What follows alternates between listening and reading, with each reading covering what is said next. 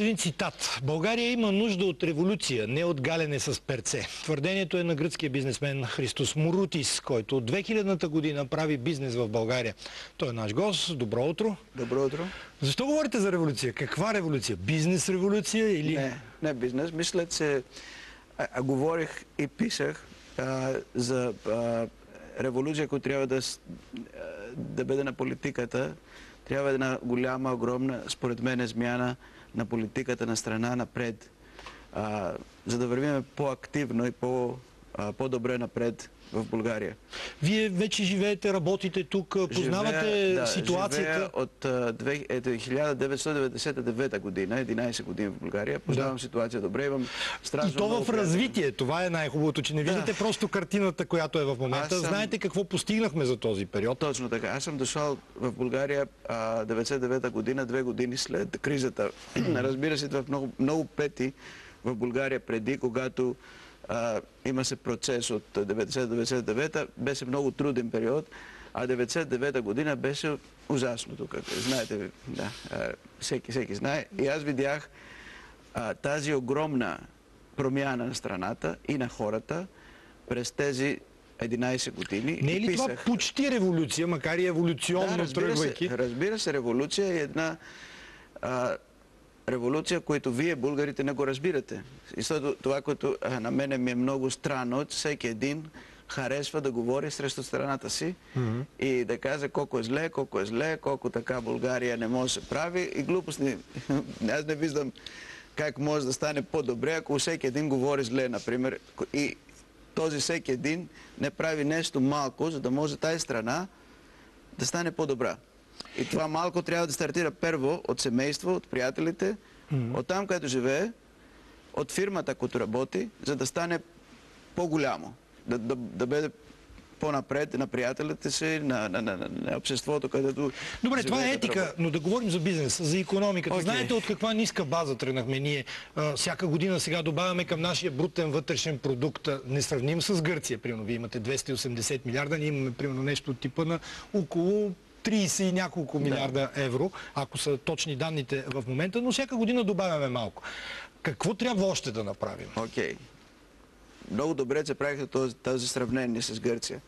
Защото Гърция стигна до 300 милиарда и дължи 300 милиарда. България... Да не правим така. Добре. България е някъде 30 милиарда, обаче дължи само 14%. 14,3% от вътрешен продукт. Това е цялата идея на революция. Тоест, ние имаме нещо, вие нямате така ли да разбираме? Точно така. Ние, каквото произвеждаме, го дължиме. Например, Гърция, защото ние съм вече в България. Обаче Гърция дължи това и трябва да ипотекира генерации напред, за да може да плати това. А България не го дължи.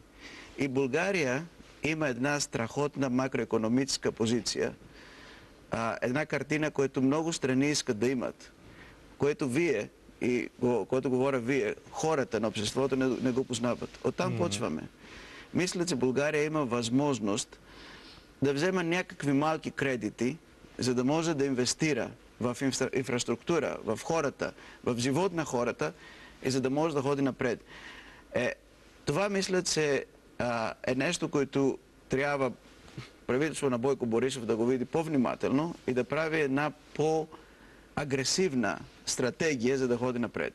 И по тази стратегия мога аз да кажа какви точки мисля аз и какво всяка точка може да даде, например, на самата страна. Аз първото мисля, че България има един страхотен статус на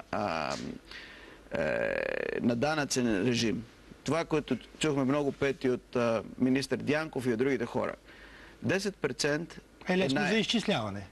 Обаче с този 10% България сега е на много добра макроекономическа позиция. Гърция има 30 или 40%, а България има само 10%. Това е много важно. С това 10% става една страна атрактивна, за да може другите фирми голями на Европа, както става в Делауер в Америка, да прикарват тук холдинги, майка компания. Понякога, може би с малко хора, понякога с повече хора. С това прикарване има възможност България да събере данъците от другите държави, от активността, където тези холдинги имат на цялата Европа или в цял свят. Защото тия холдинги ще искат да платят този 10% в България, а не, например, в Франция или в някъде другаде. Или в Гърция.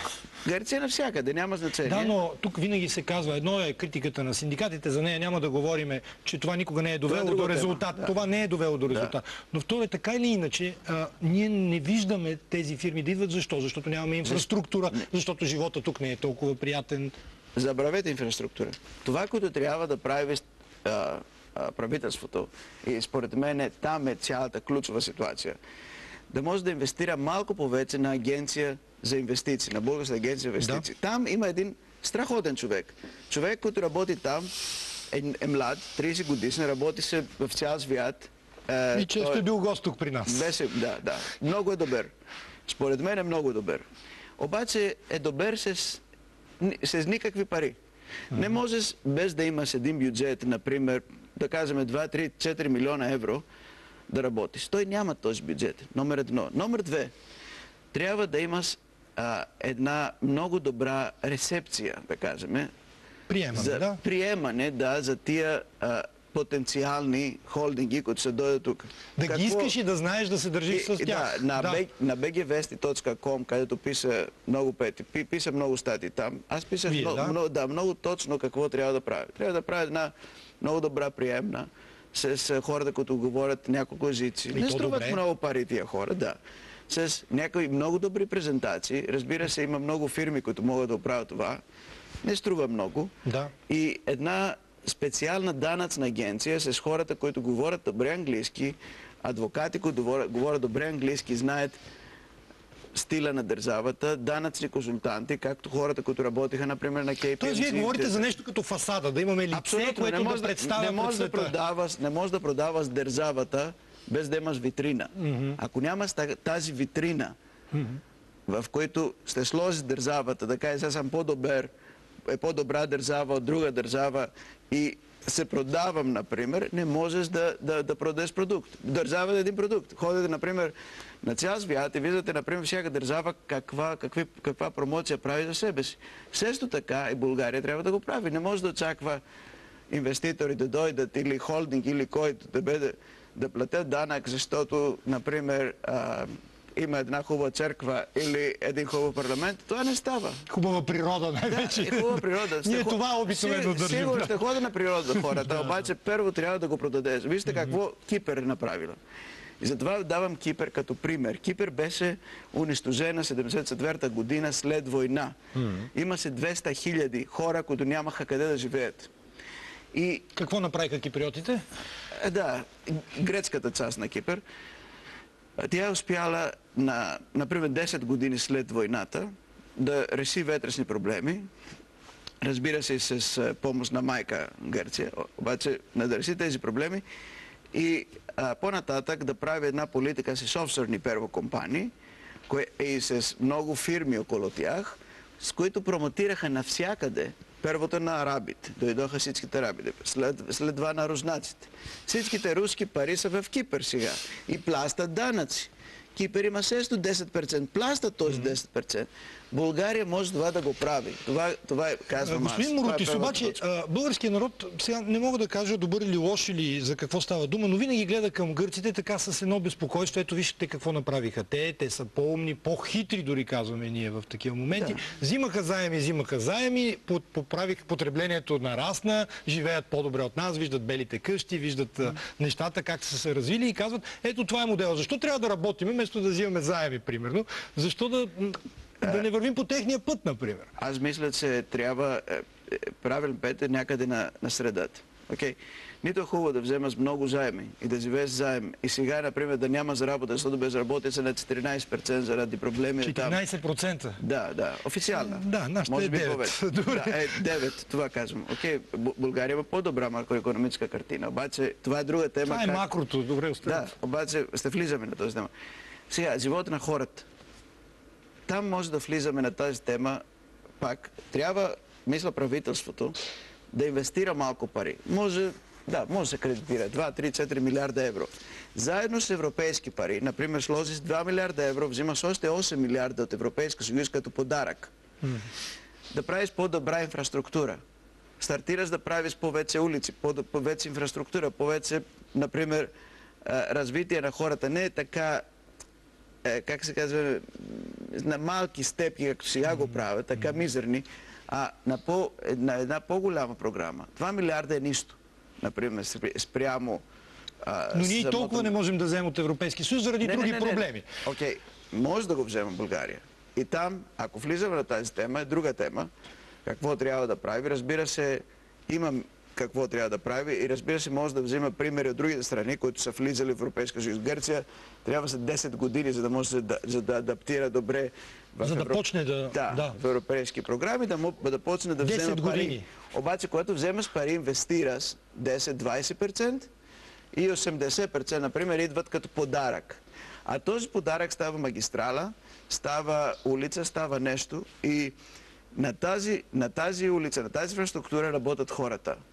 Хората взимат пари, фирми, всичко. И допълнително, каквото е наоколо, когато правиш на инфраструктура, веднага става по-развито, струва повече, дава допълнителна активност от самата инвестиция. Тя е допълнителна инвестиция, които идват както резултат на инвестиция. И повече от това... Вие сте, да кажем, гръцки бизнесмен, работещ в България нещо. Вие сте инвеститор тук в нашата страна. Да, не знам в каква форма и така. Имали ли сте проблеми вие лично с нашата администрация? Нещо, което да ви е правило така впечатление през тия дълги години? Всеки един плаче. Окей? Всеки един плаче, добре. И ще кажа и нещо друго. На много гърци, които плачат и ходят на администрации, правят специални, аз много пъти казах, да ходят на администрации на Гърция и да видят как работят администрация на Гърция. България има някакви проблеми. И се правят. Тези проблеми се справят. Аз не видях проблеми. Има проблеми, добре. Спрямо Германия, разбира се, има. Обаче има какво да правиш. Затова и България е много действено място и може да ходиш нагоре и да строиш върху това място. Това е интересно.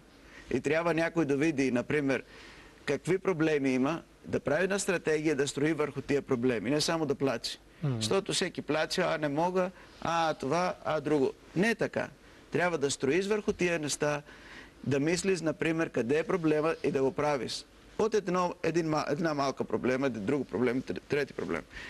Сега, ако почваме да казваме как ще справиш, например, с цялата администрация, мога да ви дам една идея и целият план, обаче няма да успеем тук. Пък аз не съм някакъв администратор, който да седне да... Не, обаче ми трябва 1 час разговор, минимум. Господин Морутис, добре, съществуват ли все още предразсъдъци между двата народа? Нещо, което да пречи на бизнеса, на икономическото развитие? Сега сме в общия пазар, би трябвало да търгуваме заедно и да няма никакво значение кой откъде е и как.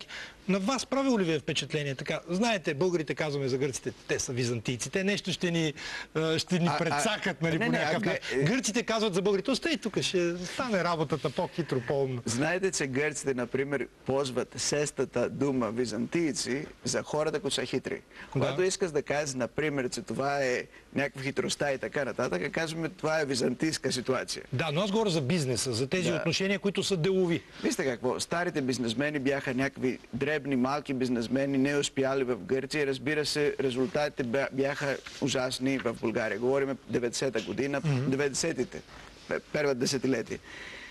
След това дойдоха много по-добри инвеститори, както тези, които инвестираха на банки, на други сектори. Кока-кола, например, има хиляди примери. Те са друга група. Организирани така. Благодаря ви, господин Морутис. Знам, че много можем да говорим за тези отношения и за бизнеса, развитието по-нататък, но знаете, в момента от Атина идват тревожни новини и те са за бомбена заплаха, доколко и България пък е заплашена от това нещо. Сега ще се опитаме да говорим за това. Заплахата за България от тероризъм отново е на дневен ред, след като вчера с контролиран взрив в двора на българското посолство в Атина гръцката полиция обезвреди колет бомба. Общо за 9 подозрителни колета, адресирани до дипломатически мисии, беше съобщено.